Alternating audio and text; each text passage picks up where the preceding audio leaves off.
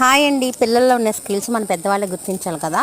మా ఇంటి దగ్గర ఉన్న ఇద్దరు పిల్లలు దేవుడి పాట పాడుతా అన్నారు. నేను పాడిస్తున్నాను, మీరు అందరూ కూడా వినండి.